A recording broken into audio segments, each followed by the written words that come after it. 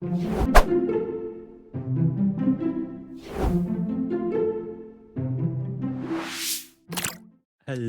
everyone. Welcome back to Mirado, a Daggerheart charity stream in support of the National Immigration Law Center. Welcome back, our crew from Tuesday, 2 weeks ago, where a few things unfolded. But before we get into that, I want to remind folks that this is a charity stream, and I want to speak a little bit about that. The stream is in support of National Immigration Law Center.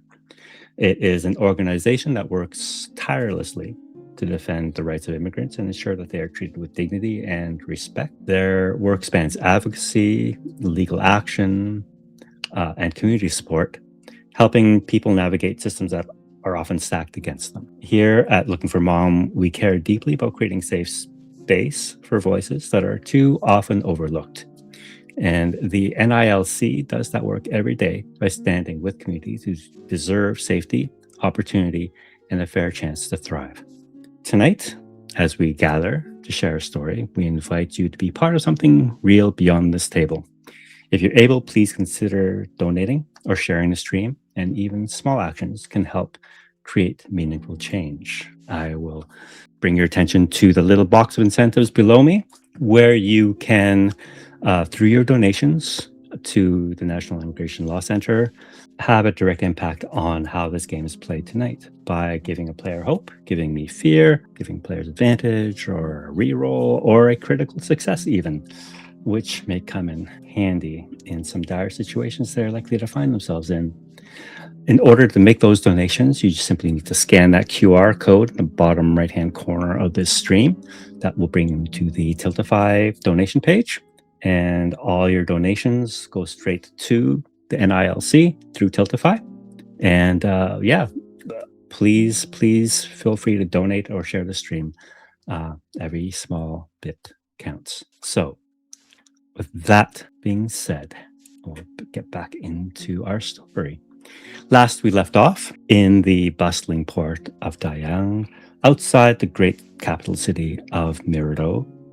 Fate began weaving together the threads of several unlikely souls. Kim Jun, a tinkerer with a generous heart, stumbled upon a most extraordinary discovery amidst the fish guts of the harbor. An enormous stone being dazed and lost to knew seemingly only a single word. Where? Tui was her name. And Jun offered her a rice ball and set about finding her help, bringing her to the workshop of an artificer who, strangely enough, shared the same name as Tui. There, it was revealed that this stone woman was indeed a clank, but one without the binding contracts or the charter scripts that should define her existence and the boundaries within which she must live. This made her a bit of an anomaly, not only to Tui, the artificer, but likely in the eyes of the Huajuan Ministry, the ministry in charge of technology within the city of Mirado and the kingdom of Hanashira. When given the choice to stay either with Tui, the artificer, or with Jun, Tui chose her new friend, Jun. Elsewhere in the city, in the Jade District, the Jade enforcer by the name of Numa faced some storms of her own. Confronted by her father, a general within the Jade banner, he approached his daughter Numa and ordered her to abandon her dearest friend Hye Bin. She was no good for him. There was something wrong with her, and it would not do to have her interfere in Numa's career. Numa would have none of this, and in consoling her, Numa, your mother revealed another truth kept from you for all these years, that you were not born of her blood. She was not your true mother, but you were in fact left on their doorstep as a child. Your origins tied to a beautiful blue embroidered silk scarf and a letter from your birth mother, who you still do not know who that might be. And Hye Bin, as you made your way to Numa's side that day, you were met by the ghost of your childhood, a horned spirit who resembled your friend Numa many, many years ago. as children when you were exploring an abandoned shrine in the back of Numa's home, the yard, sorry. This horned spirit, this time, however, were not mystery or a message of omen, but instead there seemed to be terror and fear on her face, as if she was trying to warn you of something. The three of you, June, Tui, and Hyebin, converge upon Numa's home, finding her a little shaken from the news that she had just received. And as June, you set to work tuning a piano, the house carried on. Soon after, a delivery was made, and Tui, you felt a hollow dread, same dread you felt earlier that day when one of the 1,000 lanterns along the path to Numa's home went dark. These are ever-lit lanterns that had never gone out in the history of their existence. And when it went out, you felt that emptiness within you. And you feel that same emptiness as this delivery travels up a hallway towards Numa's mother. You followed it instinctively, and then the world came apart. An explosion tore through the hall, leaving Numa's mother gravely wounded, and air thick with smoke, and a strange message, courtesy of the Jayuin. The Jayuin being a rebel or underground group, purporting and supporting the old ways in defiance of the Huajuan movement. Now, today, as the dust begins to settle, our unlikely companions find yourselves standing at the edge of something far darker and bigger than any of you are likely prepared to face. As the last stones crumble in this room, lying still in the center, buried beneath clay tiles and furniture, is a still but bloody figure of your mother, Numa. Not too far from her are the remnants of the servant who delivered the package. His severed limbs and scattered throughout the room, along with a rather grisly sight. And lying almost on top of your mother, shielding her apparently from the majority of this blow, this explosion, is Tui. How do you react? Numa was already moving towards Tui and the sound. I believe Numa was actually kind of thrown back, as she would have been the next closest person to the explosion itself. And so as she's blown back, the smoke and the debris, she coughs a few times and she lifts up on her elbow. And again, still nothing else but to call, "Is everyone okay?" They've been June. You're kind of following in the hallway behind Numa. You see the cloud of dust kind of emerging from this wreckage in front of you. What do you do? Hyebin instinctively goes to help Numa up. What happened? Her arm in yours. I have no idea. Tui couldn't have exploded. I don't know. Oh god. Is it obscured in the room, or we can see Tui on top of Numa's mom? You can see this entire quarter of the household has been destroyed. All the walls have come down. The ceiling has collapsed. It's bright daylight above you if it weren't for this cloud of dust. Oh, fuck. I think Hyebin is going to make sure that Numa can stand on their own first, and then carefully start picking their way into the room to help Tui up, and then help Numa's mom up if Numa's mom is still alive.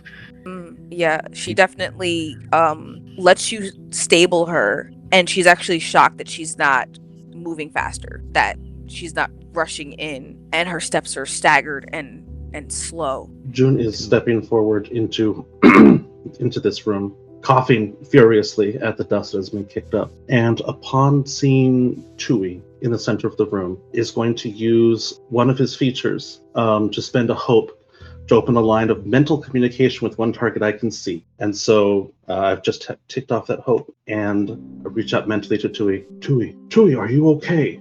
Jun, where? And with agility, probably not normal for him, he is making his way towards Tui. As you sift through the wreckage of this room, making your way past Numa and Hyebin, seem to be frozen in shock at this sight, you hear a booming voice behind you. Numa, where's your mother? She's there, over there. Your father barrels into the room, pushing you and Hyebin to one side, marches straight past you, June, looks down, sees Tui kind of lying over his wife, calls back, guards, apprehend this No. this thing. No. Tui, I don't. I mean, at least I don't think Tui. June, it's June's assistant. Tui has no capability to do this. I suspect Tui was protecting your wife from something. It would be poor things to apprehend Tui over this. Father, please, I will vouch for Tui. He glares at you, June. Tinkerer, you dare tell me in my own home what I should and should not do? My wife lies, possibly dead, at my feet, and this thing lies across her. My home is destroyed, and you tell me this thing has nothing to do with it. You are a man driven by emotion. I am a man driven by science. June, I can tell you what is possible and what is not possible. I will not tell you what to do in your home. I may only tell you what is possible and what is not. But the smoke is everywhere. We need to help. That's the focus right now. Kevin's gonna step up next to June and lock eyes with Numa's dad and go, your wife could be dead and you're worried about arresting her first instead of checking if your wife is alive? What's wrong with you? Oh, the smoke is everywhere in everyone's. Dad, I can't breathe. You hear the footstep of guards rushing in now, rushing to your father's side, and he points to Tui. You're awake now. You're saying, June, where? Yes. What are you doing when you see all these figures looming above you? I freeze. June, where? June, pretty, bing, bing. I just don't move. The guards, if none of you will act in this moment, will push you aside, grab Tui. Numa's not Numa. Kevin's putting herself between the guards and Tui. And she's going, you lay a finger on me, you lay a finger on Tui. You're going to have to deal with my family instead. Enough! My mother is laying here. They are injured. Treat them with care. Tui and my mother, and get them out of here. Now. Pretty, bad Guards kind Tui. of look at you. They look at your father, and your father says, arrest them all. What for what? You're not thinking. We were all together. And the guards will move to grab two on each of you. Will move to grab your arms, except for you, Numa. And your father just kind of walks up to you. Remember who you are, Numa. Exactly. I'm your daughter, and I share your last name. You're also a Jade enforcer of the Jade Banner. A crime has been committed in our very home. He kind of pokes you hard with a finger. Know your duty. Yes, sir. The guards then move to grab you, Hyebin and June. Do you resist? Kevin does. She's not gonna let people manhandle her. All right. How would you like to resist? Oh God. I am not very strong. Oh wait. Oh no. This is not gonna be good if I do, if I do this. How many of them are there? There are 6 of them. Would they be considered close range? Yes, definitely. Because in this moment, Hyebin's in shock, number one, that Numa would let this happen. So Hyebin is going to use force of will and project a concussive wave of spiritual energy. And I have to make a spell cast roll against a target within range. The target number is 12. 21 with fear. Is it only a single target that this... It says against a target, so I assume so. So whoever is closest is going to get whacked. All right. So one of the guards, as they approach you, what does it look like as you just repel them? This is not something Hyebin is used to doing yet, but she opens a small pouch she keeps at her side and pulls out a small silver bell rattle. And she makes a wide arc with the bell rattle, and a wave of kind of golden twisting energy, shockwaves out to smack this man in the torso. When this wave, this golden ball shoots away from you, Numa, you notice something kind of standing behind her, behind your friend Hyebin, is this woman with horns, similar to your own, a look of fierceness on her face. And as Hyebin conjures this force of will, you can see the spirit, whatever it is putting her own will into it as well, as this golden sheen kind of falls over the spirit as it enters into Hyebin's body and propels itself towards this guard. And the guard goes flying across the room, clearly not anticipating this from Hyebin. Oh, I was just going to say, we just got a donation from Ash. Thank you so much for that. And this is going to give Hyebin advantage on your next roll. All right, thank you so much. All right, go ahead, June. With the distraction of the guard being pelted across the room, I will speak into the telepathic bond. I will say, Tui, get up, meet me at my shop. I'll be right behind you. And anticipating Tui to run back to the shop, June is going to impose himself between the guards and Tui. June, You'll be. I want you to be safe. run. And I would like to attempt to kind of just push both guards out of my arms and run out. All right, make a strength check to see if you can barrel past these guards that are trying to grab you. This is going to be, because there are two of them, I'm going to increase the difficulty to 15. Okay. So as you stand up, the concussive force of this explosion has affected you somehow. Perhaps reset something in you. You maybe lost your balance. You kind of wobble as you stand. And as you try and rush past them, you end up rushing into them, and they just kind of hug you and grab you. And you hear one of the guards say, "Not so fast, Clank. You'll pay for what you've done here." Just trying to get something out that was like the last thing that I saw before I went unconscious for a second. Jun. It's okay, Tui. Ja. And if Tui has been captured, June will also allow himself to be taken, not wanting to go too far from Tui. Okay. Can I roll to try to get the last bit of that out? Yeah. What would you like me to roll? I think this would be a presence check. Okay. Can I? Is this your dump stat? No, my dump set is my Okay. knowledge. Okay. It's one hope to use one of my experiences. That is correct. I would like to use my always innocent experience on this. Fair. 10 with hope. You get the jaw out. But I'm going to say this, with that hope, June, you hear Tui say, repeating, ja. There are a million words which that could end up being. I will let you make a knowledge check to see if you can understand what your friend Tui is trying to say. All right, let's see what I can do. Just get that crit. And I do not have any modifiers that would make sense here. So, So close. 11 total. That's a 14, actually.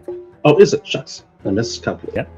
Yep. With a 14, because you have this telepathic bond with Tui, there is this intuitive sense of what Tui is, what she's trying to tell you. There is that intuitive link that you have with Tui, and you get, I'll say, with that 14 with hope, a mental image of what Tui is trying to convey to you at that moment. And you see that cloud that Tui saw and the message written in it.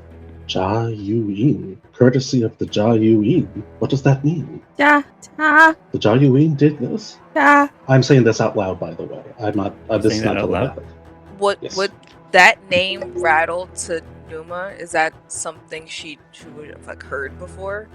Everyone knows that Chayuan. I think there's like a slow head turn in like June's direction as he's talking. What do you mean? Right before the explosion, and I don't know what's going on with me. I don't know if I'm still standing around or if I'm being dragged. Right after the explosion, Tui saw a message that said, courtesy of the Jia Yuyin. Is my father still here? Or is he Yeah, out? your father is now tending to your mother. But Your dad's trying to fucking arrest us. but when he sees that guard go flying across the room, he hears it behind him more than sees it. He just looks around, sees his guard reeling from this thing, turns around and sees you, Hyebin, with that Dragon Ball Z pose, kind of shooting him across the room. He looks over at you, Numa. Keep your friend in line. Did you not just hear what they said? Yes, they're in league with the Jayuin. No, you idiot. That's not what they said. They said that the message on it said that. They were literally with me. You see your father stand up, and he looms over you for a moment. You can see him fuming. You will not talk to your father nor your commanding officer in that tone. Do you understand? We're not even in the same division. Guards, arrest her too. Maybe a night in jail will bring some sense into her. So are they walking up on me? Yeah, you see a couple of guards kind of hesitantly kind of look at each other. The one kind of dusting himself off after being thrown into a wall.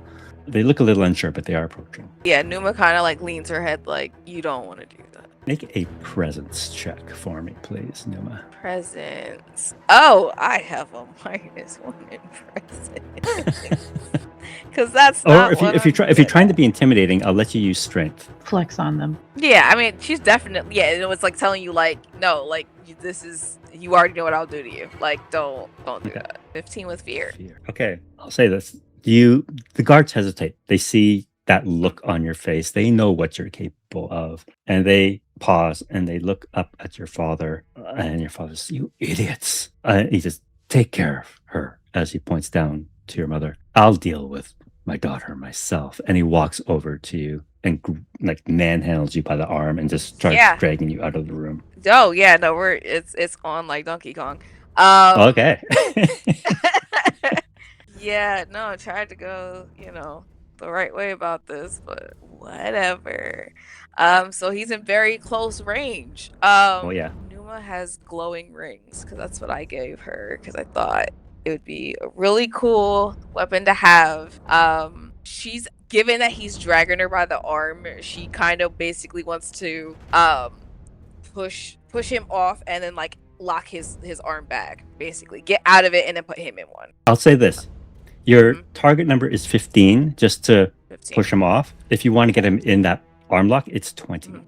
Woo! Okay. Good times. Oh god, that's high. Okay. Yeah, no, that's totally cool. That's cool. We can do that. All right. All right. So what am I rolling for? This is going to be strength. Strength. And if you have any experiences you'd like to add here, feel free. I would say, my elite forcer training feels appropriate in this moment. Very much so. 14 with All fear. right. 14 with fear. So you reach up to try and get your father's arm off your shoulder and put him into an arm lock at the same time. Unfortunately, he reads your move. He's been around this block a few times with you. And instead, he grabs your arm as you reach up for his and puts you into an arm lock. It's just okay. Yeah, we came around a few times. Okay, got it. If you had trained harder, perhaps you would have had a chance, daughter. Would Tui be able to perceive that this is more hostile than funny? Yeah, I think so. It's pretty tense in here. For sure. Because we still have our telepathic connection. Junjun, bad? And I'm like in my head, like pointing at like the people around us that are holding us. Bad? June hesitates for a moment. He doesn't want to get Tui in trouble. Junjun, bad? Bad, Tui. Bad. That's a go button.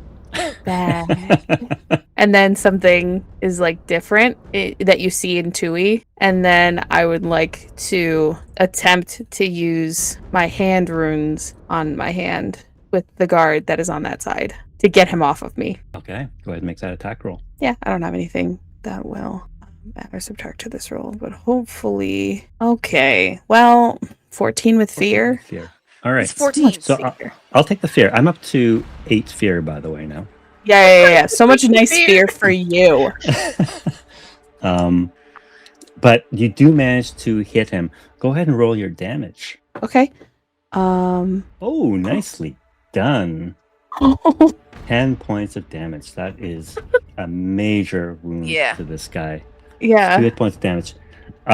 You just hear bones snap as you hit him with this force, and he kind of retreats in pain from you. Bad. And then I look to the other guy.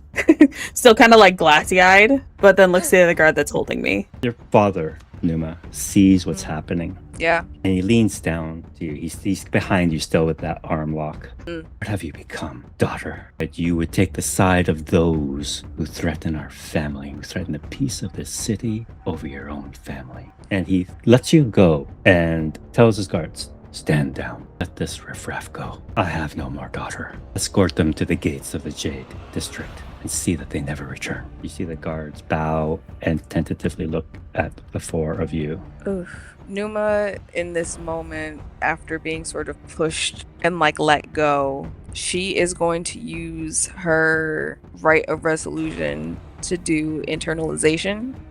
So she's going to mark a hit point to empower and activate the rings, which are more like large bangles, sort of, rather than on her fingers.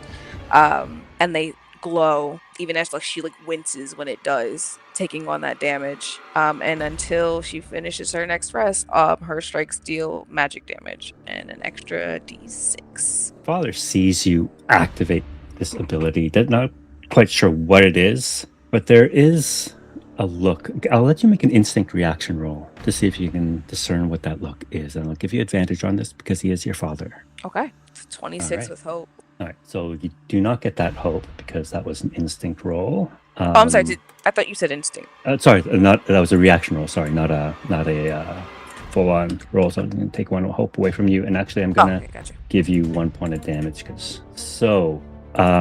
There is a look of fear in his eyes when he sees that. Generally, his eyes go wide, and he takes a step back when he sees this. You are an abomination. Get out of my house. You're gonna have to make us. And she's gonna get into stance. Nice. So you're gonna fight your father and 6 guards. That's who you are facing off against.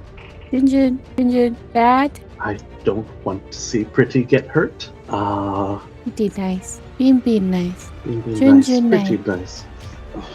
Kevin, seeing Numa get into a stance, like she's gonna beef her dad. It's the Is toss going- stance. Like, it's the Oh. leg back, like... Yeah. She's going to take the bell rattle and gently shaking it in a full sweeping circle is going to cast Spirit Lantern Ward. So I'm going to spend 1 hope to manifest spectral lanterns around the party. And all of us, as long as you stay in close range, get +1 to evasion. Very cool. So with these spirit lanterns just kind of hovering, it's almost like spectral lanterns just floating around you guys, making it a little bit more difficult for the guards to get a bead on you, increasing your evasion by 1 for the rest of this combat. I will allow you guys to take the first move here. Who would like to go first? Get his ass, Numa. I was gonna say, I think Numa sets it off. I think Get his he gets ass. the stance. Tui's looking right at you like, Now what? I'd like to think that because we're best friends, we have a connection, and there's probably have like a code or something, some kind of word, some kind of phrase said between us. And once she gets into the stance, she calls it out without looking in your direction. And yes, I'm literally going to run up on my dad, because I'm assuming he's the closest one, unless there's a guard closer. If there's a guard closer, then I'll go to that one first. Oh, you're like right, almost face to face with your father right now. So he's the closest target to you. Yeah, no, so yeah, for sure. We're gonna run up on him, and yeah, we're gonna strike. All right, go for it. And I feel like I can still add experience here. You sure can. Awesome. 11 with fear. Oof. That is a swing and a miss with fear. Mm. So you unleash your your rings of power on your father. He's got that look of fear first when he took a step back, but he's a well-trained soldier. He's Absolutely. been here for a while. He anticipates the motion of your swing, sidesteps very easily, and he'll get to retaliate right away. And he will do so. He doesn't even have any weapons on him. He's just going to club you with his fist. Okay. That was almost a nat 20. Okay. What is your evasion? What is my evasion? Yeah, your evasion, I think, 9. is 9. +1 is 10. So that's going to be a hit. And that, oh my goodness, he hits hard. Okay. That's going to be 19 points of physical damage. As he just clocks you. And what that is into your severe damage. You can mark an armor slot to bring that down to major damage, which would be 2 hit points of damage for you. Yeah, let's do that. I'll take care of that for you. Oh, appreciate it so much, Andrew. Thank you. All right. I'm going to spend another point of fear here to activate the guards, and the guards will rush the rest of you. So I'll just make one attack roll for all of them. They miss collectively. And they're like Keystone Cops as they fumble over each other and the rubble in this room, unable to grab you. But I will also spend one more fear and activate. Actually, this is not. Yeah, to activate your father one more time. He has the relentless feature, so he can act twice. And as he calls out, "Guards, come to me!" and you hear more guards running down the hall. There will be 2 more here next round. If I can go, I'd like to ask, would I be able to swing and talk telepathically to Junjun? Yep. Who would that? Okay. Telepathically, just gonna look at Junjun. Mom! Junjun, Mom! And then I'm gonna just turn around and then swing on the nearest guard. Okay, awesome. Before you do that, I just wanted to give a shout out to Wizard Styles. Thank you so much for your donation. And that will go to you, Numa. You will get advantage on your next roll. I think I need it. against your dad. Thank you so much, Wizard. Yeah, thanks. You need that. All right, go for it. Make your attack. All right, I'm gonna make my attack. 'Cause I need hope bad right now. Come on. 7 with fear. What does this look like as you try and swing at the guard and miss wildly? I think Tui does not fight. Like, they are 2 weeks old. I don't think that was part of like the fun things that Junjun and Tui did on their fun days off, or on the walks to and from all the places that need musical instrument cleaning and fixing. So I think Tui does a very like a bastardization of whatever Numa was doing. And then absolutely just like tries to like punch, does not know what they're doing, and then fully misses, and then almost falls right beside them. All right. With that failure with fear, the guards will have another chance to tackle you as you kind of stumble past them. Oh, so close to that 20. With an 8, that's going to miss. These guys are useless. They're like stormtroopers, man. I can't do anything. They're still fumbling. They can't get a hold of you. I'm going to spend another fear to let Numa's father go once more.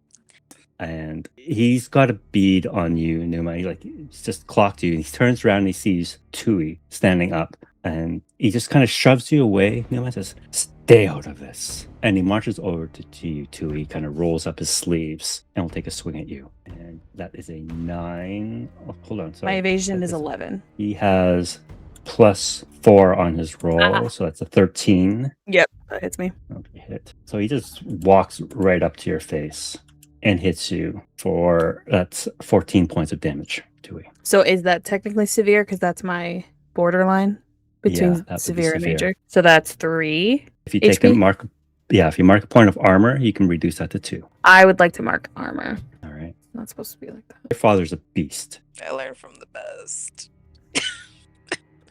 You know. And I will spend another point of fear at this point in time and have him attack you once more, Tui. But what he's trying to do now is get you in some sort of submission hold. Maybe another Got 13. me again. The dice. So no damage this time. No damage this time, but you are now restrained. Okay. Meaning that means you can still take your actions, you can still attack, you simply cannot move. Yep. Okay. All right, back to you guys. I'm going to throw it over to June or Hyebin. Neither of you have had a chance to go yet. I'll jump in with this. Hearing Tui say "mom" and watching Numa's father get Tui in a chokehold, June is deeply, deeply conflicted inside. But I'm going to use my Vector Shunt ability. Where is Numa's mom? She is not actually too far from where Tui is standing because they haven't been able to move her too far from that location. Okay. Vector Shunt does not require a roll.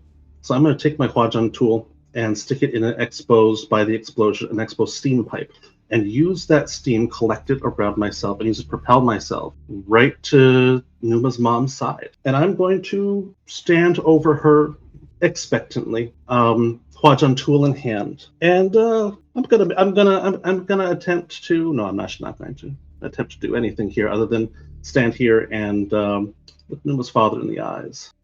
I don't think he's going to listen to me, but I kind of want to tell him, if you really care about her life, why are you still fighting this fight? Go ahead and make a presence check for me, please. And I'll That's give you not gonna be advantage on good. this roll. Oh, appreciate that, because I do not have a good modifier. Advantage. Roll. Critical success with 3 1s. Amazing. So you gain a point of hope, reduce a point of stress. I think that's already taken care of for you in Foundry. Yep, I think it has, yes. And what effect do you want this to have on Numa's father? I want him to let go of Tui. I want him to call the guards off, and I want him to take his wife inside because she needs medical care. All right. Before we resolve this, I want to say thank you to Dead Poet for your donation. And I still love that name, Dead Poet. Ooh. And Kay, Numa will get a point of hope. Appreciate that. All right. Thank you again once more for your donation. We're almost at our goal of $100. Gonna have to bump that up soon. All right. Before I resolve this, you can see the father is clearly going to, he's stunned that you would do this, totally not expecting you to threaten his wife. And he looks aghast at you. You can see rage building up in him, but he realizes he's powerless at this moment and that you have the upper hand. And he just lets Tui go. Holds his hands up. Get out. Happily. Feel free to walk it off. Gibbon, while all of this is unfolding around you, there is a feeling inside of you, and you know it's not your own. It's one of your friends trying to bubble up inside of you, and all you feel is anger and unbridled righteousness, and not hatred, but an overwhelming sense that justice must be done here, and that is directed at Numa's father. Hubin is taking a second to register this. She is actively struggling to put her own hand down because she also has hand runes. So she's clenching her fist and she's putting it behind her back, but she is making a note that something needs to be done about this motherfucker. Maybe not right now, but something needs to be done about him. All right. And you see Numa's father, hands up, guards. He tells his guards to back off. Numa, get out. Don't come back. I think if after June doing what he did and then being like, we'll leave happily, and make eye contact with my best friend. What is the face you have on right now? It is... So Haven's very careful not to show too much emotion when she's normally in the presence of other Huajian elite, but she is clearly scowling in the direction of your father, face scrunched up. If she were going to choose a target once she ascends, it would be your father. Okay. Yeah, we're gonna use our leap that we have as a fun to close that gap as quickly as possible to my dad. That's the direction she's going in. All right. Is this an aggressive move against your father, would you say? Or is this more protective for your friends? It's for the second reason, but it is the first. It's aggressive. Okay. So, Numa, you leap towards your father, kind of standing over Tui. June, you're still standing there with your tool ready to strike down Numa's mother. And your father just takes a step back from you, Numa. Our fight is done for today, girl. But know this, I never wanted you. You were a mistake. I gave you everything, and you throw it back in my face. You don't deserve the name Jebel. It's a rotten name. And she'll take a slow step back and once again look towards my best friend and just shake my head. Hyevin is going to extend a hand to Numa. The same hand that had the runes now probably has a little bit of red welts and a little bit of blood from where she dug her nails into her own skin to keep her from launching herself at Numa's father. But she's going to hold a hand out to Numa like, come on, you're home as long as you're with me. Yeah, she takes your hand and gives it a squeeze, taking a step back with you. Your father watches you expectantly retreat and leave the home. You take a step out from the ruins of this room. Your mother is still lying unconscious on the floor, badly wounded. You can tell, though, that her breathing is there, ragged and shallow. She is alive. But with your father standing there now and 8 guards watching, you retreat from the only home you have ever known, Numa, and onto the streets, where you see a half dozen more guards approaching, and there's a bit of a crowd now gathered around your home. An explosion within the Jade District is exceedingly rare, and people are curious. Whose home is it? Who was killed? Who was hurt? What caused it?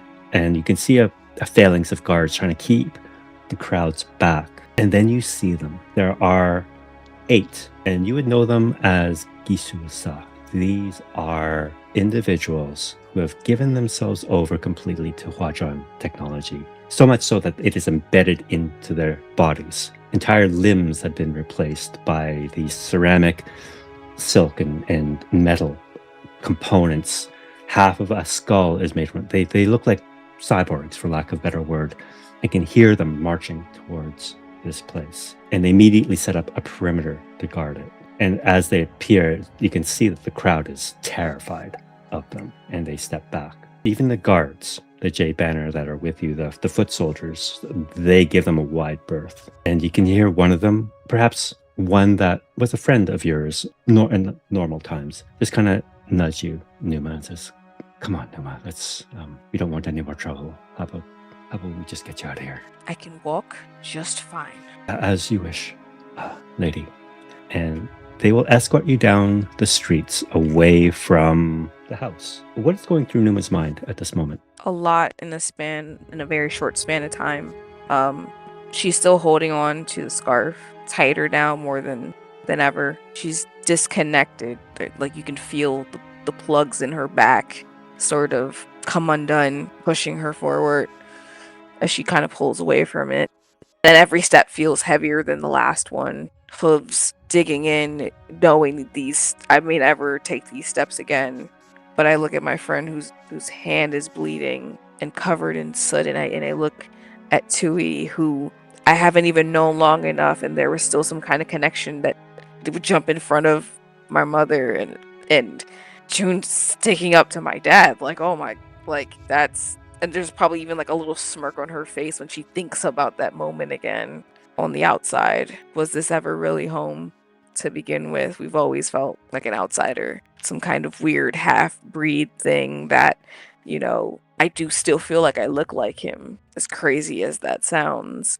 I have no idea who I am. That's what's going through her mind. Pippin, that righteous anger that you felt while you were in the house has subsided a little bit now, and replacing it is this sense of disappointment. Kevin is thinking both to herself and to whoever channels through her can hear her. You are not corporeal anymore. I am. One of us can still die. I understand that you're angry. I'm also angry. Look at Numa. We're not going to resolve it in a day, and it might be easier once I take over. But when you mention Numa's name, that disappointment changes to sorrow and love, even. Kevin takes a deep breath and sighs a little bit, and she thinks, I wish you could talk. I wish I could figure out a way to talk to you and hear what you have to say rather than feel what you have to feel. But I get it. I love Numa too. So as you are escorted out of the Jade District and into the glass, you're left there now. And the guard that spoke to you, Numa, earlier said, take my advice, Lady Numa. Lay low. Perhaps go to the Copper Districts or even the port. Your father is in a mood now, and he is looking to vent that anger someplace. And it would be best if it were not you or your friends. A little too late for that, so thank you. Gives you a bow. Will you be okay, Lady Numa? Gonna have to be. Very good. Luck. And he turns with his entourage of guards and walks back into the Jade District. As when you arrive in the Glass District, you see someone rushing towards you, and you recognize him, June, as Dewey, the artificer. He's running. June, what's going on? I hide behind Junjun. Hide behind, like I'm just standing behind Junjun. There appears to have been some sort of incident in the Jade District. The geezers are afoot. They're active and they're moving around. Might be best to avoid the Jade District for the time being. Oh, that's not good. Come back to my lab. Come back to my lab. I have news for you. As he kind of looks past you up at Tui, I think I might have found something. I know my friends here are going to need some rest, and I have some gongibap, and so I have some food back at my shop. I'd like to drop them off there first, and then I'll come see what you're looking at. As you wish, but please, it's rather certainly. amazing. As his gaze kind of lingers on you, Tui. Tui, go. As I Over look the at telepathic Tui, bond. Over the telepathic bond. Would you like to see what it is, Tui? Yes. All right. In that case, I will drop these. I will drop Hyebin and Numa off at my shop if they would like to. And then let's see what you have discovered. I'm not sure any of us should be alone at the moment. Valid. Well, Tui, you've got a big shop. I He hope you're ready for seems- some company. Of course. He seems to have noticed that you guys are covered in dust and a few bruises and scrapes for the first time. Wait, did you have something to do with the explosion? Tui. And then I point the other direction. Yeah. Haven's gonna lower her voice and she goes, maybe not in the open. Maybe not in the open. Oh dear. And he kind of quickly follow me, but you hear him muttering under his breath. Oh, what have you gotten yourself into, Tui? Harboring fugitives. Now, he guides you through the streets, though, and he brings you to his lab back down in the Copper District. You can see security has kind of clamped down between these tiers now. So even passing between glass and steel to copper, there are guards watching everyone coming and going. Some of them people are being stopped, questioned, and traffic is being very constricted now. But you managed to get your way back to the Copper District and into his lab, and he ushers you in. It's a small, cramped space filled with junk everywhere. He kind of pushes a table full of gear off to one side, kind of clatters on the ground as he does so. Please, motions to you. Tui, sit. Tui? Go ahead, Tui. I'm watching. Okay. And then I go over and sit down. Not as excited as I once was, but And he motions over, June, come here. Then he seems to remember that there are two other people in this building, the room with him. Oh, do you know these two? pretty. Bean. This is my niece and her friend. Yes, I know these. These are friends. Can you trust them, though? Let's find out what you have to share, then we can talk about whether we can trust them. Right. And he kind of rubs his hands together. So, how's your history, June? Over the table, my knowledge is a +2. How does that? It's strong enough. Didn't have much to do with my interests, but I remember some. You you know the stories of the Sambong Wang, the three Yes. celestial phoenixes, the ones who traveled before the first conquest, who made masterworks of Yes. art and things and imbued them with celestial divinity. And his gaze Absolutely. kind of drifts over towards Tui. Are you suggesting that Tui is imbued by celestial radiance? Now, Or are you suggesting that Tui is one of the three phoenixes because they've been gone for quite some time? no, not one of the three phoenix, but I believe. Okay. I believe, and he leans into whispers to you. I believe she's one of the masterworks that they left behind, the ones that were lost at sea in the burning of the great artwork when they were trying to flee to our neighbors. But what you said you found her at the docks, washed ashore in the fish pile. Yes, and if that's the case, well, she predates all of us quite strongly. I don't think the Huajian elite are going to be particularly happy she's back, though. They don't particularly like that era of history, if I remember correctly. Are you speaking in hushed tones at all?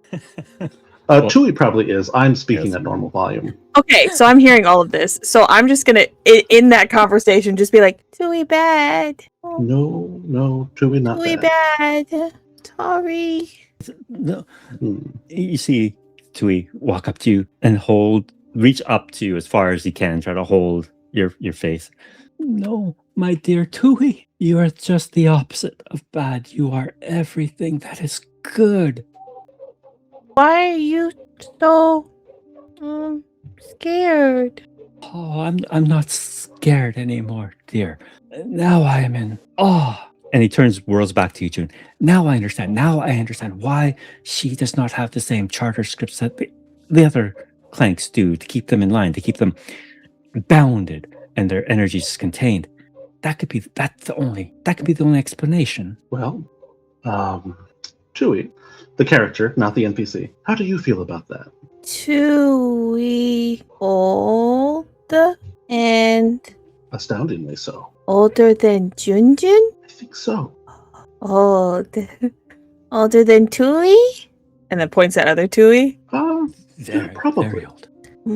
What now? It's a good question. It doesn't seem like you have many of your memories, despite being very old. But older people do tend to forget, so that could be part of it.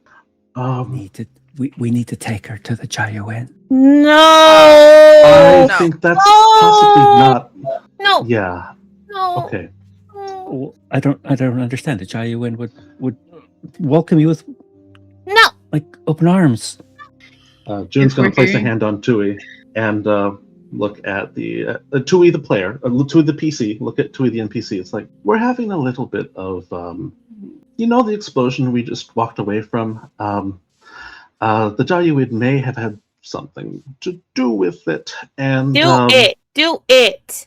Thank you, Tui. That is as direct as I was willing to say. I think that at this time, we would be better being safe than being heralded, than being celebrated. I agree that my friend Tui is astounding, but also I'd like her to feel safe and feel like she can act according to her own desires. I understand where you're coming from, Tui. I do. I am just trying to make sure that everyone here is allowed to act according to their own will. Of course. She's divinity embodied. I would dare to impose my will upon that. No, of course not. I appreciate you. You have a good head on your shoulders. I know you do, and I would never doubt that your intention was anything but pure. But do you mind rewinding just a little bit? Yes, certainly. The explosion, and he just kind of looks around at your friends as the eyes kind of resting on you, Numa. How much trouble are you in? Trouble has always been a relative term. We've talked about this in the past. As far as I'm aware, we are not wanted. We are not being hunted.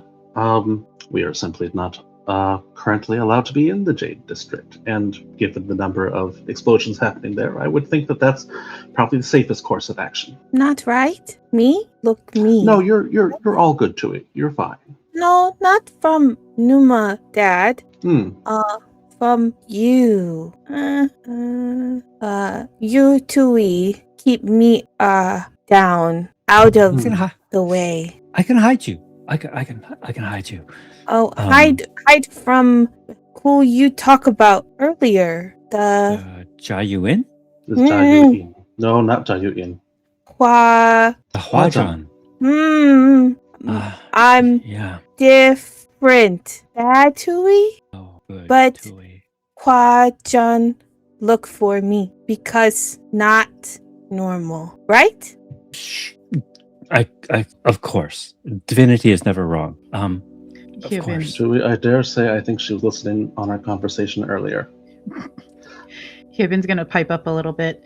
Not all Huajian elite would be looking for you to harm you, Tui. What to do with Tui. Then Hyevin cracks a little bit of a smile. She's still holding on to Numa's hand, but she looks up and she goes, well, you saw it already. We would fight for you. Bin Bin. Kwa-chan. There's a pause and her eyes slide over to Tui, the NPC, and then back to Tui, the player, and goes, yes. Yes, I am. Kwa-chan. No. But Bin Bin, yeah. That's a good way to think about it. Bean, Oh. pretty, yes. Bin Bin, pretty, Jun Jun, yes. And Tui, Sure. Tui. And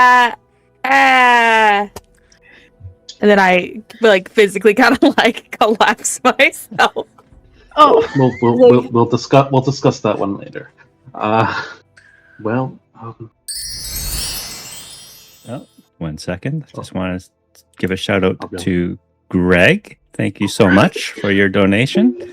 And we've hit $100, folks. We hit our What goal. the heck? That Thank is you. beautiful, Thank beautiful. everybody. Thank you, Greg. And this is going to give Tui an advantage. Well deserved.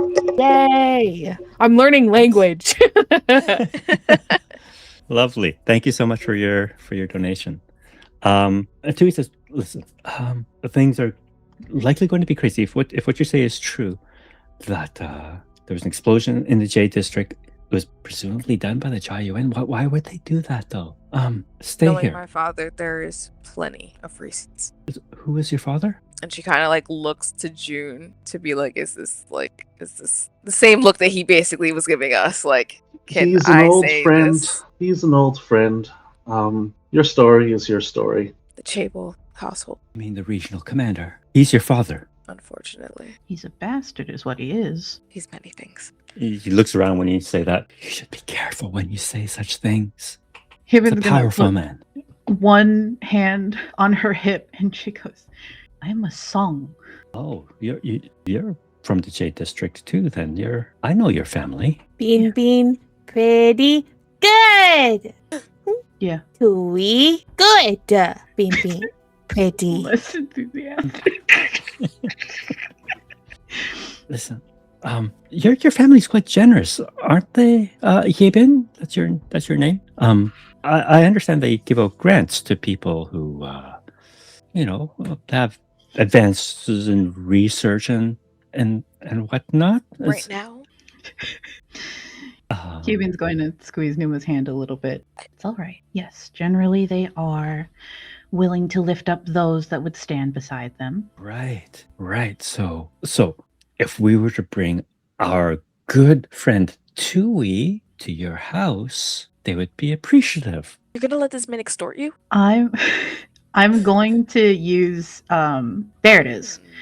Yeah, I'm going to read motive on Tui. I'm going to spend a hope to determine the most present single motive of Tui, the artificer. Okay. I think you need to make a roll for that, or is that just a spend a Nope. hope and you get to? Okay. Just spend All a right. hope, and then I can use that information to gain advantage on my next presence roll against him. Right. Okay. And you already I think you still have advantage. I on your do. next roll, too. Yeah. Okay. Mhm. All right. So you can bank that one. Okay. So the motive that you get from him is ambition. That's what's going through his head right now when he thinks of Tui. He thinks this could set him up, perhaps that he could become a full-fledged member of the Huajian ministry. This could elevate his status and get out of this dingy little copper district lab and maybe even move up into the Jade District. Yeah. Kevin's eyes narrow very slightly. It's something probably Numa would notice, but she smiles and she says, Tui is much like Minso to me. She's like a sibling. But I am supposed to be keeping an eye out for those that I would add to my own advisory committee down the line. Advisory committee? What sort of advisory committee? And perhaps if I put my name forward? Oh. Kevin's trying to convince him to leave Tui alone and like assure him, yeah, if you continue sharing with us your discoveries into what you know about Tui, I would gladly elevate you to serve alongside other members in the Jade Ring. Oh, thank you. Under And my Bia bows family. deeply to Eva. And of course, I couldn't take all the credit. My good friend Jun, he was the one who found her in the first place and has been caring for her. Jinajoshi is very ingrained in our family already. You can see Tui cast a glance over to you, Jun. Oh, wait, is that why you keep getting jobs in the Jade Ring and I'm stuck cleaning pots and kettles down here? There's only one job I get consistently in the Jade Ring, and that's repairing a lift. But I repair musical instruments. That's where a lot of them are found, unfortunately. There's music here, too, amongst There us is music. poor folk, you know? Understood. If I've offended you too, I'm deeply sorry. I just can't believe you would have connections in the Jade Ring that I did not know about. You would not share this with me, as I've shared my knowledge so freely with you. Again, my apologies if I've offended you. I've never considered those connections to be something you might be, and I'm phrasing this the wrong way. I think you understand my meaning. But should opportunities arise, and clearly with the Song family, you are a person of interest. I think it would be wonderful to continue to work together and Oh, now you're just put patronizing those me. discoveries. That's fine. That's fine. You can stay here. You can stay here as long as you need to. I have some pots to fix. Excuse me very much. And he kind of wanders off to one corner of the room, and you hear him banging pots and pans all over the place. Numa is chuckling behind her hand and elbowing June. Ooh. I did not mean to offend him. Tui, Jun, better. Thank you. So I'm going to fast forward the clock a little bit here. You guys, I'll say, are completely rested up. You can eliminate any HP lost. You regain your armor. This is going to be beyond a long rest. It's going to be a few days have passed, so you have plenty of time to do all that good stuff. But keep your hope where it is. But what I will say is, I also will get to increase my fear counters. I'm going to roll 2d4 to see how much more fear I get in this time. I will get 4 more fear as time passes. I'm up to 9. So after a few days have passed, you lay low in Tui's artificing lab. You hear news of a clampdown now. There is a hunt going on for any members of the Jayuin. There are troops marching through the various districts, particularly the Copper District. They're paying visits to shrines, harassing Mudang and shamans and any practitioners of the old ways. And accompanying them in all of these sorties are the Gisulsa. There's always at least one of them in their ranks as they try and root out the source and cause of this explosion and this attempted assassination, they are now saying. In this time, Numa, what do you do as you are now displaced from your home? Yeah, I feel like given time passing, Numa's definitely been doing her own investigation. She still has the last name, and unless, her dad's going out of his way to tell people that, if they see me or, whatever he might be putting out there, she'll still use that to her advantage. But also try to make more connections now outside of it. So looking into her own. Okay, go ahead and make a presence check just to see how well that endeavor goes. Presence, that's not my strong suit, but we have advantage. You do have that advantage. Thanks. So we'll take that. All right, that is an 8 with hope. So what do you think Numa, how do you think Numa carries herself? How would people in the Copper District perceive her? Maybe a little arrogant. I feel like the walk is just memorization of how she should carry herself. And even with the situation that's happened, she hasn't lost that. Right. So I think people in the Copper District kind of have picked up on that vibe that you're giving off, and they can smell the Jade District on you, even though you might not look at the way you're dressed now. But they kind of, she's one of them, and they kind of avoid you and you're unable to make any meaningful contact with anyone. I will say this, though. There is a moment in time when you're wandering through this district, the Copper District, you pass in front of what looks to be a nicer place. And there is a sign above the door called the Amber Oasis. And you see people walking in and out. It looks like a pretty nice establishment. Huh. Wonder why I don't recognize it. And she would definitely go in. All right, I'll get back to you, Numa. Tui, how do you spend the next few days in hiding?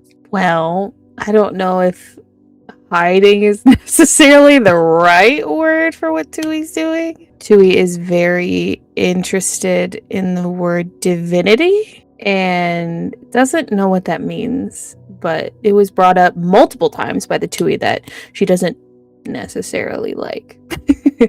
And Junjun is kind of like, yeah, divinity, whatever. And so I'm like, weird.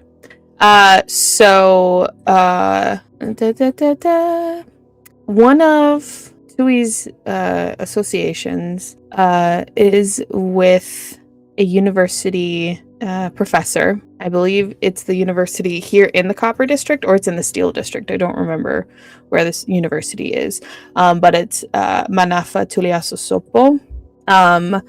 I had helped him with moving some tables, because that's what Tui's really good at, is moving tables. You're good at lifting. All right, we know that. I'm lifting very heavy things, including my probably 2-ton body. And so I think during this time, Tui makes their way to the university library a lot, looking for Manafa to ask what is this word? Okay. Hyebin, what are you up to? Hyebin's less hiding because she has to go home at some point to get a change of clothes, and also probably get Numa a change of clothes too. So she is quietly ferrying things back and forth from her house, checking in with her baby brother and her stepmother and her father, and otherwise trying to be on the lookout for the ghost that looks like Numa, to see if she can strengthen the communication to get her to talk. Okay. All right. I'll have you make a presence check. Okie dokie. Presence. I'm gonna use my advantage. All right. It's a good hell roll. yeah. 19 with hope. I'll get back to you. Okay. I just want to know. I want to know what June is doing first. June is not really hiding all that much. June is still picking up jobs. June is still repairing things. His aunts and uncles keep him very, very busy. And he has a community to support. So he is in and out, and he's out there fixing things. He's still feeding the cats. And so nothing much has changed too much, except he has not really been taking jobs as frequently in the Jade Ring. At least once he offers Tui the Artificer, "Hey, I got asked for this job on the Jade Ring. Do you want to take it?" And Tui's rep like, "No, you're just making fun of me." Yep. So that's what he's up to. Okay. All right. So Tui, do you tell June that you're going to the library at all, or is this your own thing? I think Tui believes that our mental connection is still open. So Tui said, they're like, Junjun, going to library, be back. And then I leave. All right. Okay. So June, you just watch Tui leave as she stares at you for a brief moment before doing so. Yeah, June thinks to himself, Tui's been awful quiet with me lately. I hope she's okay. I hope she's not mad at me. All right. I'm going to start with you, Hyebin. Getting into and out of the Jade District is a bit more troublesome these days, especially with the clampdown security and the fact that you have been put on some sort of watch list. So every time you pass through, you can see a guard kind of making a report of it. And you know that it's likely going back to Nima's father. And when you arrive back home to check on your brother, how old is your brother? Ooh, hold on one second. I think he's like 7, but let me double check. Yeah, he's about 6 or 7. He's Okay. little. So you come home one day and he just rushes up to you and just gives you a hug around the legs. It's, hey Bin, Where'd you go? She's going to pick him up, put him on her hip. Well, you remember Uncle June? Uncle June is... Uncle June. Yeah, he's having me help him do a little bit of research. Research is so boring. How come you can't play with me anymore? She ruffles his hair and she goes, well, I do want to play with you more, but I also have a lot more responsibilities these days so that we can make sure, that we have a good life. We have a good life. And he quickly loses interest in the subject, tries to clamber down from you, rushes over and pulls out like a little metallic and ceramic kind of contraption. It looks almost like a little robot. And he holds it. Look what I got. She squats down and takes a look at it. Where did you get that? A nice lady gave it to me. What did the lady look like? She was old. Like Uncle Smelled June? a little funny. Oh. Yeah, like Uncle June. And she smelled funny like him too. Oh. I want to make sure he doesn't have anything dangerous, so I'm going to use Spirit Trace to see if this is something imbued with Han. What does it look like as you try and reach into this thing, this toy? So Hyebin reaches out and she very gently touches the toy on the, like, I assume it's got like shoulders.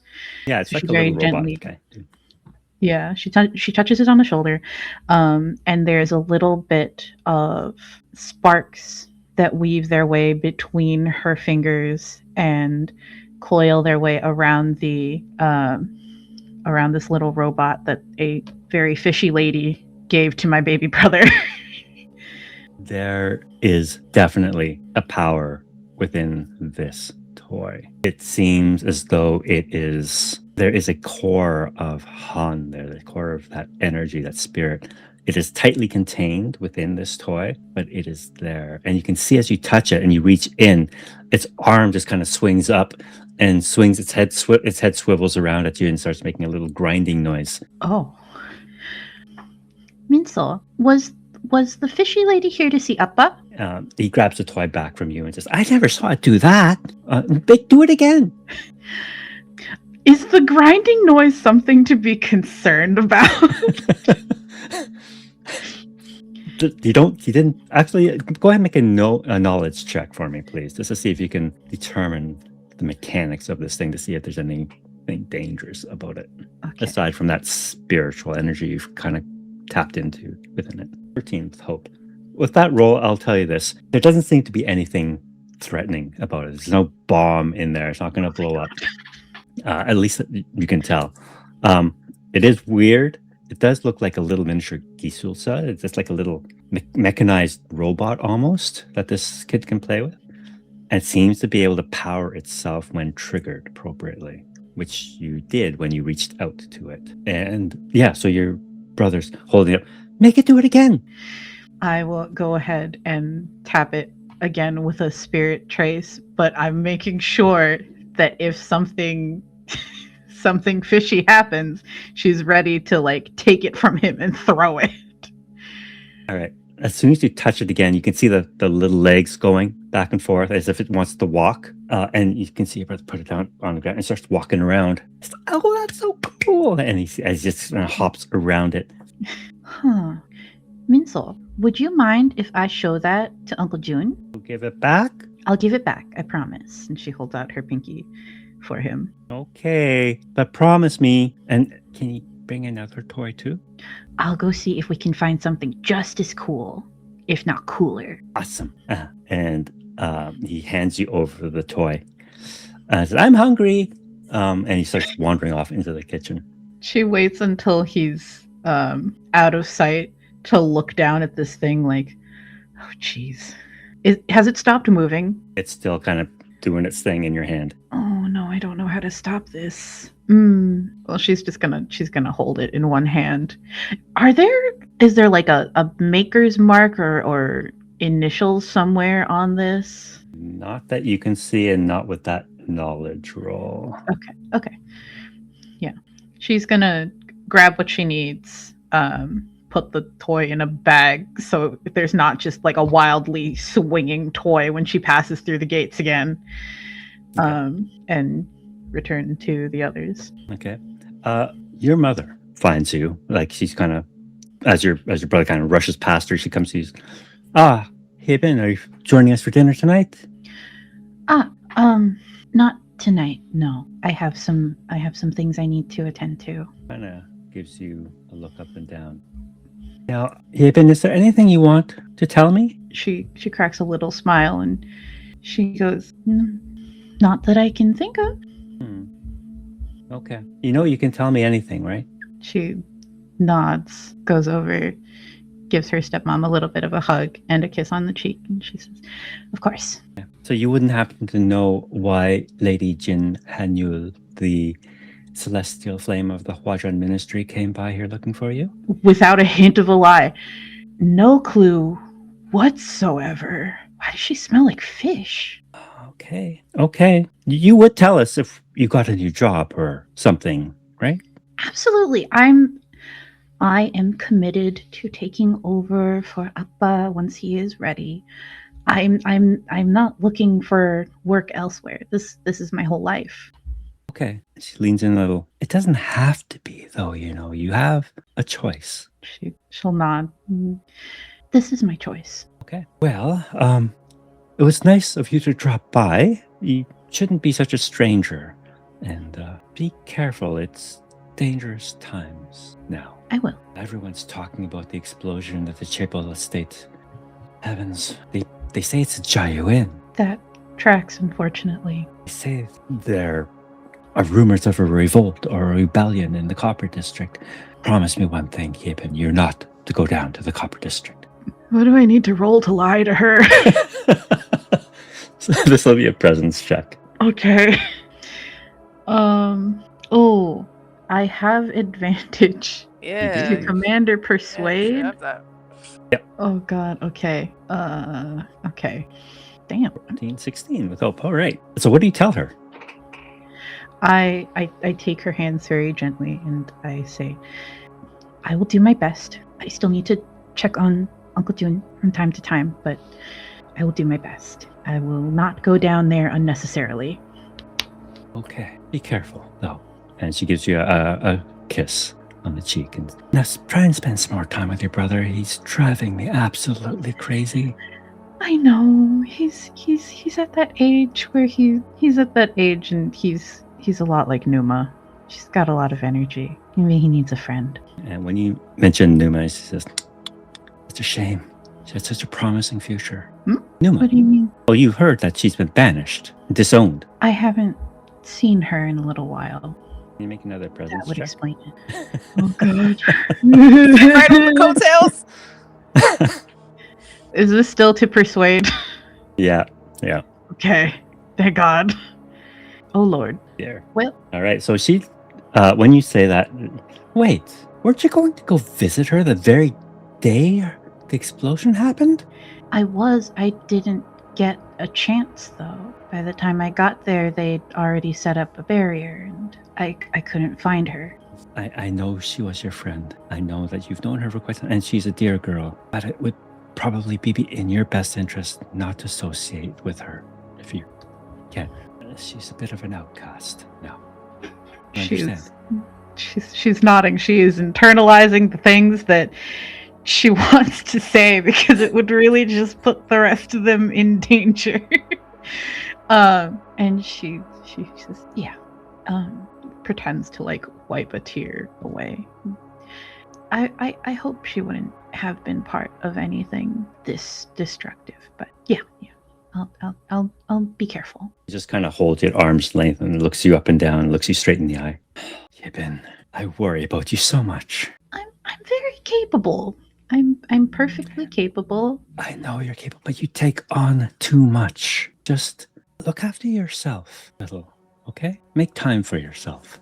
Okay. Okay, it's my girl. And she just gives you a little kiss on the forehead. Now I have to take care of your brother. I hear him breaking something already. And he kind of walks back into the house. She waits for a moment to make sure no one else is like gonna come out and try to stop her.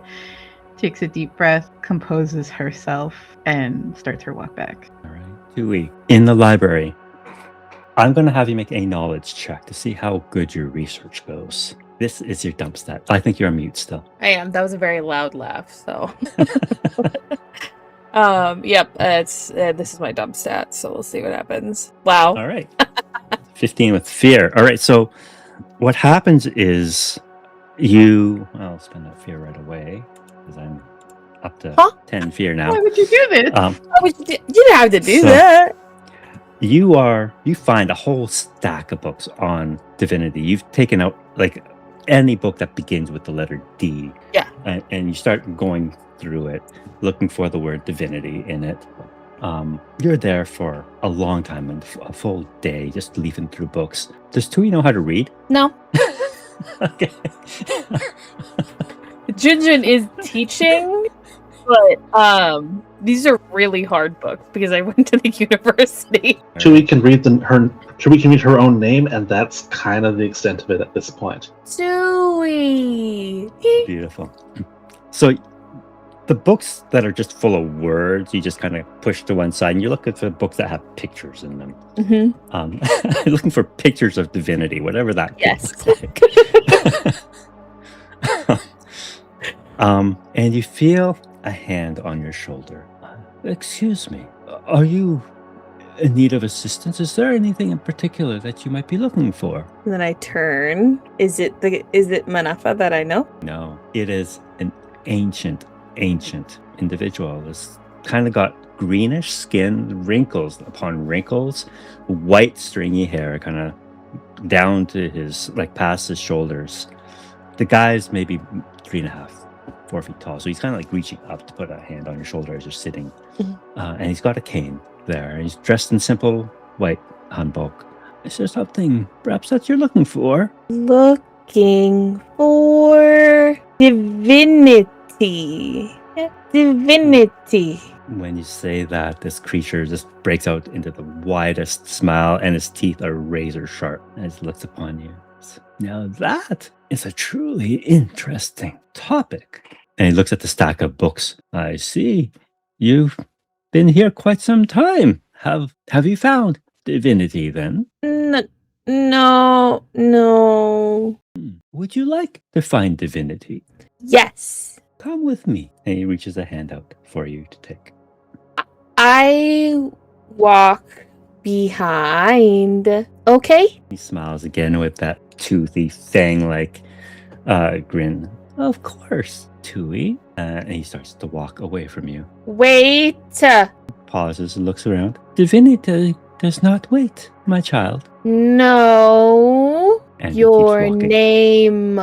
Disappears around a corner. Tui follows. Okay, wait. Oh. There goes my bag. Do I get that same sinking feeling? No, you do not. Then I follow. That is my only source of bad. Okay. You follow him around the corner, and you see him standing there just waiting for you to turn the corner. Gives you that same toothy grin. There's a good Tui. And he just kind of walks around another corner into another room. And you follow him? Yeah.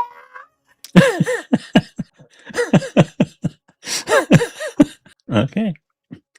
I'm going to move up to Numa. Don't come to me. Numa, you walk into the Amber Oasis, and it quickly dawns upon you what kind of establishment this is. For lack of a better term, this is a brothel. It is, but it's not like you don't see scenes of obscenity or lewdness at all in here. It's a very classy place.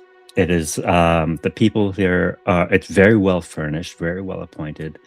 You hear hushed whispers, you hear laughter, you smell incense and perfume, and you see the members kind of greeting guests, and you see them just chatting in some corner. You see another corner, they're playing an instrument, like a little stringed instrument to pass the time. And you see one person, an older individual, taller, male presenting individual. Welcome to the Amber Oasis. What desires do you wish to fulfill today? What does he look like? I would say he's on a tall side, kind of like mutton chop, sideburns, kind of a big nose, ogreish in appearance. but he's very well dressed, very well presenting, and very well spoken. Yeah, sorry. I never seen this place before, and I saw the sign outside. Well, what is it? And they kind of watch some people walk in the background. Never mind. Are you the owner of this establishment? Oh, no, I'm simply the manager. You look so familiar. I get that all the time. You probably say that to all the girls. So No, you are the spitting. Oh, I'm sorry, I forgot my place for a moment. do you know? I don't know you. I do not know you. We What good? is your name, if I may be so bold in asking? Since we're getting so comfortable with each other, it's Numa. When you say that, his eyes go wide. Oh, it It's cannot really be. nice meeting you. Keep up the great work. Doing a good job there. It's very dapper. Go this way. No, Enjoy the. please, I'm sorry, I did not mean to offend Numa. Lady Numa, please. None of that. No honorifics. Wait. Actually- Chibble. And I'm gonna grab his his shirt, like move where was the nearest corner. Yeah, I'm so sorry. My indiscretion, it's gotten the better of me. I'm just so. Last time I saw you, you were but a wee babe. Sure. Yeah, I'm sure you've seen plenty of. No, that's weird. What? Are you well? You Define. look healthy. Define well. Healthy? Yes. I understand. I heard what happened to you. The unfortunate news. I'm sure you didn't. Depending on what stories out. The entire city knows what happened at the Chibble estate. Am I to blame for that too? Are you? I'm asking. What did you hear? Keep hearing new things. My understanding is that the Jayuin are being hunted now. Yeah, that's what I. That you have been disowned, but yeah. None of that matters to me, Lady Noma. Stop with the No. Get up. You don't gotta. So look, you know what? And she's gonna grab his hands. I'd really appreciate it if I could buy some of your time, and we talk elsewhere. No, I insist. I'm at your disposal. That's what. But this needs to look like a regular transaction. So I'm asking you to take me somewhere else. Can you do that? Of course. Oh, you're Thank such you, a doll. And he leaves the corner and kind of rushes up a little hallway filled with curtained little rooms. Yeah, the quick shot and whole very proper nice demeanor drops. She's sitting wide-legged, when she squats down, sit. Oh, I don't know what. You don't remember me. Oh, of course you don't remember me. You're Papa squat. Of course. And he says he sits down in front of you. Go slower this time. How do you know me? I remember you as a baby. Weird, given the place that we're at. So once again, I'm gonna need you to fill in those details as to how you know me as a child. Your stepmother did not tell you then. Child. And immediately goes in and holds this up with a very confused face. Scarf? Yeah. His eyes go wide once more and his hands reach out. Oh my. You know what this is? That belonged to your mother. Which one? Well, your biological, the one who gave birth to you, of course. I'm just now finding all this information out, so, forgive me if I don't jump for joy. Don't know. No, but if you have more details other than, and then pulls out the letter, this and this, I will gladly take it. No, my dear, your mother worked here. I'm sorry, you were so born here. You are a child of the Emperor Oasis. let's just add that to my resume of things now. Just put that on there. Your mother, bless her heart, was the kindest woman I knew. And it is tragic what happened to her. I'm sorry. Sorry, it's just so much information to take in all at once. You know who my mother is. This is hers. She's born here. You're telling me she's no longer with us? My child, she was murdered. By who? I'm going to switch over to June at this point. I don't know what you're switching over. I don't know what I'm doing right now. What am I doing right now? So June, as you're running like local errands, you're taking care of the cats. Peaches, I believe, is the name of your... Yeah, Peaches is the one I keep with me. Keep him in a little pouch. Right. I need you to make an instinct reaction roll for me, please. And I'll give you advantage because you have Peaches. Okay. Roll. All right, 18. 18 flat. I'm going to spend a point of fear here and introduce something for you. As you are making your rounds, you finished making your rounds, in fact, of fixing the neighborhood trinkets and mechanical devices that you can, what you're good at, and making your way back to your own home. When you can feel Peaches kind of dig, is he, she, Peaches? She. When she like digs her claws into your shoulder, you can just feel her tense up, and you know that something's up. And remember the shadowy figure? Kind of like what's going on? Yeah. Exactly. And remember that shadowy figure from the previous episode that you saw in the alley when you found Dewey? Mm-hmm. Same shadowy figure is there, watching you, but you realize quite quickly that this individual is not alone. As you look around, you see emerging from the shadow another individual, and then another, and then another. I'm going to stop where I am. I'm going to look around and see myself the subject of a lot of people's interest. I'm going to attempt to not be in this space. What would I have to roll in order to not be surrounded by these four shadowy individuals? All right. So if you're just trying to like bolt and run out of here, yes, that's going to be an agility check. Okay. How far away are these individuals? I will say they're within close range. Close range? Okay. I'm going to start by using my vector shunt again to move to far range without triggering a roll. And in addition to that, vector shunt means that any person who attempts to, I think it was like grab me or something, any adversary within melee range when you start this move has disadvantage on their next attack against you. So I'm going to use vector shunt to get out to far range, and then I'm going to just bolt. So I'll make that agility check. Okay. Oh, you don't have to actually, just because you use your vector shunt to get out of the way of these four individuals coming out of the shadows. You're not far range from them. I'm going to spend another point of fear here to interrupt you. Okay. Another point of fear to introduce another complication. As soon as you like jet out of that bad situation and hit an open street, a woman steps immediately in front of you, and you recognize her immediately as the Celestial Flame. Hello, Master Jun. Your radiance. It's been a little while, hasn't it? Far too long. Would you like to take a walk with me? I'm going to glance around. Do I see any other figures around as I glance around? You see those four shadowy figures kind of moving up the alley towards you now, kind of annoyed that you avoided their ambush. But you also see coming down the street an enormous Gisulsa. It looks like this individual was a half giant of something. This is the guy's like 12, 15 feet tall, and he's just thundering down the street towards you. Looking back over my shoulder, looking up the street, I nod at her and I say, it would be my genuine pleasure. You honor me, Master Chen. And that is where we'll end tonight's session. So thank you so much, folks, for your time tonight and your donations. We've hit our goal. I'm going to have to raise that for Sunday.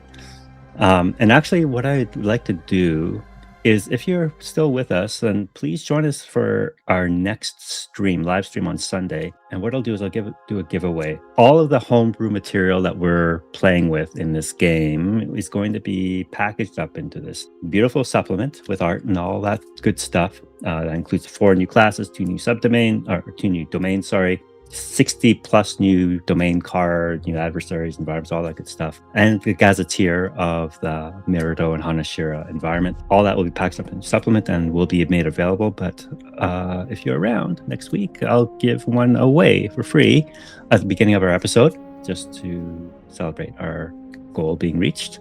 And I'll have to increase that goal for next time. But thank you so much for your time. I just want to give my cast a quick opportunity to tell the folks who you are, where they can find you, and all that good stuff. I'm going to start with June, the Soup Bear. Hello, folks. My name is the Soup Bear, or just Soup, or just Bear. I'm playing Kim June, our setting-specific artificer who loves cats and is up to only good things. I am one half of the Chaos Kitchen that is Soup Dumpling Media. You can find us on Blue Sky under Soup Dumpling Media or on my personal account as The Soup Bear. Popcorning it to Merm. Well, that's me. Hi, everybody. My name is Merm. I use they, she pronouns, and tonight I've been playing Tui, our giant rock toddler, who is now in a library and unknowingly following probably someone really bad. So I'm really excited to see where that goes. You can find me online at Merm with 3 R's. That's MIRRRM, and all of that is where you'll find out all the places that I'll be. I'm in a bunch of different stuff right now, and a bunch of stuff that hasn't been announced. But I believe I'm playing You Will Leave This Party Engaged on Saturday night at 10 p.m. Central Time, where I'm going to be leaving a party engaged, and it is part of the Nerds with Dice month-long fundraiser for a food bank located in Minnesota in the greater Twin Cities area, supporting everything that is going over there with the occupation. And I will be working with someone who's never GM'd before, which I did at the beginning of this month for the same cause. So you can find me there. And then you'll find me a bunch of other places. It's too much to talk, so I'm just gonna popcorn it over to Kay. Yeah, my name is Kayoko. My pronouns are they, she, and I play Numa Chabo, or just Numa now, I guess, with the events that are currently happening. You can find me on all platforms at HexTA with 2 X's. I'm a game designer, full-time mom, full-time worker. I do a lot of stuff. Other than this game, I am in a Kids on Bikes campaign for the Find Out Productions. We just started airing that, so go check that out. And in April, we're gonna have a with the channel Roll D5. We're gonna be doing an apocalypse road trip, so that's coming soon. And last but not least, my bestie from the Westie, Ren. Hi, I'm Ren, or Renegade Dumpling. My pronouns are they, them. I have been playing Hyevin Song, pronouns she, her, slowly watching her best friend's life fall apart. You can find me on Blue Sky under Renegade Dumpling or Soup Dumpling Media. You can also find us on YouTube under Soup Dumpling Media. We did just have one of our prologue episodes of our 5e podcast go up this past Sunday. You can also find me once it comes out on a Silt versus AP podcast with Lantern Light Adventures. And I also just finished up a game with Find Out Productions, written by Wiz, if Wiz is still in the chat. Those VODs are also all up on their YouTube now if you want to see me be a scaredy cat swinging on ghosts. But yeah, you can also find me here every other Tuesday watching my old man get kidnapped. Andrew, if you have anything else. No, I'm good. Thank you once again for joining us, and come back and join us on Sunday when the Sunday crew picks up the story where they last left off, and we're continuing the story of Mirado. Until then, take care. We'll see you soon. Bye.